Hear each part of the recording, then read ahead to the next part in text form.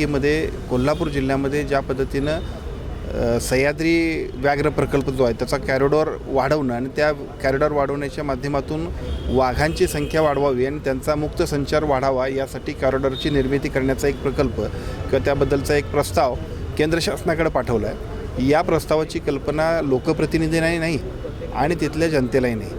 हा प्रस्ताव हा खूपच भविष्यकाळातल्या सगळ्या डेव्हलपमेंटसाठी अतिशय हानिकारक आहे। याबद्दलच्या प्रस्तावाच्यासाठी ही बैठक आयोजित केली होती। आजच्या बैठकीमध्ये सर्व लोकप्रतिनिधींनी एकमुखानं सांगितलं की या प्रस्तावाला आमचा विरोध राहील आणि कुठल्याही परिस्थितीमध्ये पब्लिक हिअरिंग घेतल्याशिवाय अशा पद्धतीचा कुठलाही प्रस्ताव त्यांनी सादर करू नये, अन्यथा सर्व लोकांच्या नागरिकांच्या रोषाला त्याला सामोरं जावं लागेल आणि त्याबद्दलचं एकमत करून प्रोसिडिंग करून केंद्र शासनाच्या सर्व संबंधित यंत्रणेला आणि त्या विभागाला आणि त्याचबरोबर राज्य शासनाचे मुख्यमंत्री असतील वनमंत्र्यांच्याकडे सुद्धा आजच्या बैठकीची प्रोसिडिंग देऊन कोणत्याही परिस्थितीमध्ये सह्याद्री व्याघ्र प्रकल्पाचा जो काही कॉरिडॉर असेल तो वाढवण्यामध्ये सर्व नागरिकांचा विरोध लक्षात घेऊन त्यांचं पब्लिक हिअरिंग घेतल्याशिवाय हा प्रस्ताव सादर करू नये अशा पद्धतीच्या सूचना दिल्या।